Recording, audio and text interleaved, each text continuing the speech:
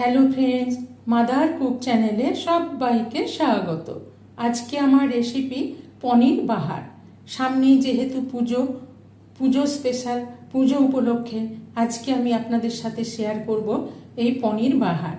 এই রেসিপিটি খেতে ভীষণই সুস্বাদু হয়, আর এটি গরম গরম রুটি, পরোটা, নান, পোলাও সবের সাথেই সার্ভ করতে পারেন। তো চলুন দেখতে থাকুন আমি কিভাবে বানাই এই পনির বাহার। তো এই পনির বাহার বানাবার জন্য এখানে আমি নিয়ে নিয়েছি 300 গ্রাম পনির, আর নিয়ে নিয়েছি 1.5 চামচ আদা বাটা, 1.5 চামচ রসুন বাটা, 1 চামচ লঙ্কার গুঁড়ো, 1 চামচ ধনের গুঁড়ো, 2টো মিডিয়াম সাইজের পেঁয়াজ বাটা, আর এখানে আমি কিছুটা নারকেল কুড়িয়ে জলে ভিজিয়ে রেখেছি। নারকেলের আমি দুধটা বের করে নেব, হাফ কাপ নারকেল দুধ নিয়ে নেব। আর এখানে নিয়েছি 100 গ্রাম টক দই। টক দইটাকে আমি ভালো করে ফেটিয়ে নেব। আর এখানে নিয়েছি গরম মশলার গুঁড়ো হাফ চা চামচ, আর এখানে নিয়েছি 2টো কাঁচা লঙ্কা কুচনো। তো প্রথমে আমি পনিরটাকে কেটে নেব, পিস পিস করে কেটে নেব।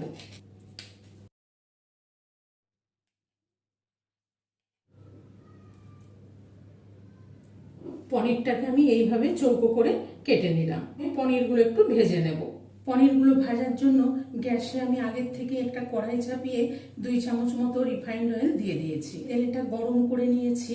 এবার এখানে আমি পনিরগুলো দিয়ে হালকা করে ভেজে নেব।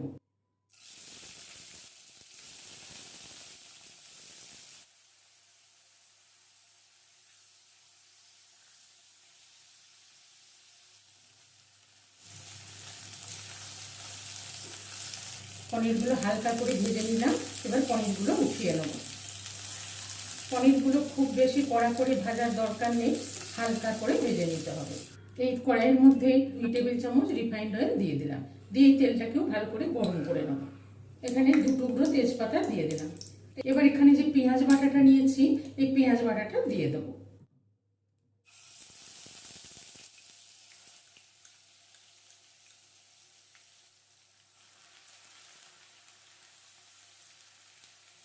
পেঁয়াজ বাটাটা দিয়ে একটু হালকা করে নেড়ে নিলাম। এবার এখানে দিয়ে দেবো রসুন বাটাটা। 1.5 চামচ রসুন বাটা নিয়েছি, এই রসুন বাটাটা দিয়ে দিলাম। আর এখানে যে 1.5 চামচ আদা বাটা নিয়েছি, এই আদা বাটাটাও দিয়ে দিলাম। দিয়ে আদা রসুন বাটা আর পেঁয়াজ বাটাটা ভালো করে একটু ভেজে নেব। গ্যাসের ফ্লেমটা লো টু মিডিয়ামে রেখে পেঁয়াজ আদা রসুন বাটাটা ভেজে নেব।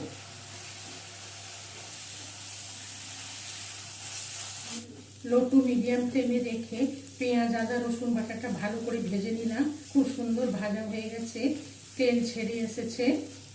এবার এখানে ধনের গুঁড়োটা যে নিয়েছি, ধনের গুঁড়োটা দিয়ে দিলাম। আর এখানে লঙ্কার গুঁড়োটা নিয়েছি, লঙ্কার গুঁড়োটা দিয়ে দিলাম। এখানে স্বাদ মতো 1 চামচ লবণ দিয়ে দিলাম, আর স্বাদ মতো 1 চামচ চিনি দিয়ে দিলাম। দিয়ে এগুলোকে একটু ভালো করে নেড়ে মিশিয়ে নেব। আমি এই সময় একটু গ্যাসের ফ্লেমটা অফ করে দিলাম, কেন কি এখন দই দেব, দইটা যাতে ফেটে না যায়। লঙ্কার গুঁড়ো ধনের গুঁড়োটা দিয়ে পেঁয়াজ বাটার সঙ্গে একটু নেড়ে ভেজে নিলাম। কড়াইটা অনেকটা ঠান্ডা হয়ে গেছে। এবার এখানে আমি যে দইটা ফেটিয়ে রেখেছি, এই দইটা দিয়ে দেবো। দইটা দিয়ে ভালো করে এই মশলার সাথে মিশিয়ে নেব। গ্যাসের ফ্লেমটা অন করে দিয়ে লো ফ্লেমে রেখে ভালো করে কষিয়ে নেব।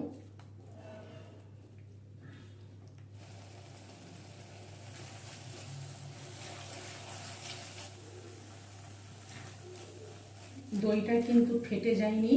দইটা দিয়ে ভালো করে কষিয়ে নিলাম। তেল বেরোতে শুরু করে দিয়েছে, মশলাটা ভালো করে কষানো হয়ে গেছে।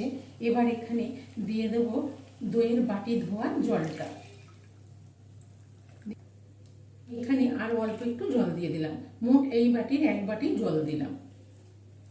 দিয়ে ভালো করে নেড়ে মিশিয়ে নিলাম। ফুটে উঠেছে। এবার এখানে পনিরগুলো দিয়ে দেবো। ভেজে রাখা পনিরগুলো দিয়ে দিলাম। পনিরগুলো দিয়ে ভালো করে একটু নেড়ে মিশিয়ে নেব। নিয়ে এবার একটু ফুটিয়ে নেব।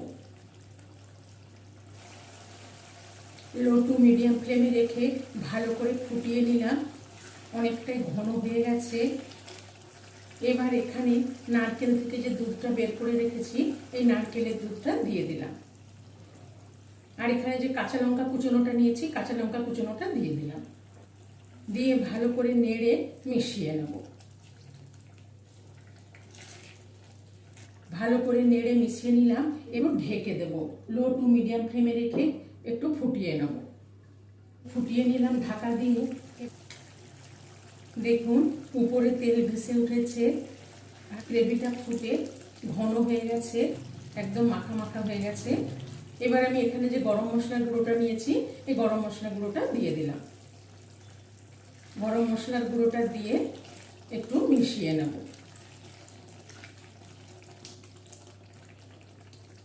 নেড়ে মিশিয়ে নিলাম। এবার একটু ঢেকে দেব, যাতে গরম মশলার গন্ধটা ভালোভাবে মিশে যায়। গরম মশলাটা দিয়ে 1 মিনিট ঢেকে ফুটিয়ে নিলাম।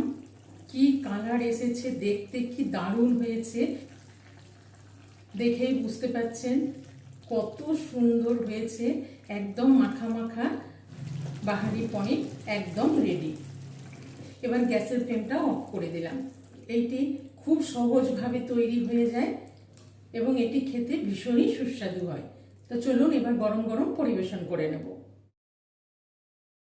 এই পনির রেসিপিটি ভালো লেগে থাকলে মাদার কুক চ্যানেলটিকে লাইক, শেয়ার এবং সাবস্ক্রাইব করার অনুরোধ রইল। পাশে থাকা বেল আইকনটা প্রেস করবেন। যখনই আমি নতুন কোনো ভিডিও আপলোড করব আপনাদের কাছে নোটিফিকেশান পৌঁছে যাবে। সুস্থ থাকবেন, ভালো থাকবেন।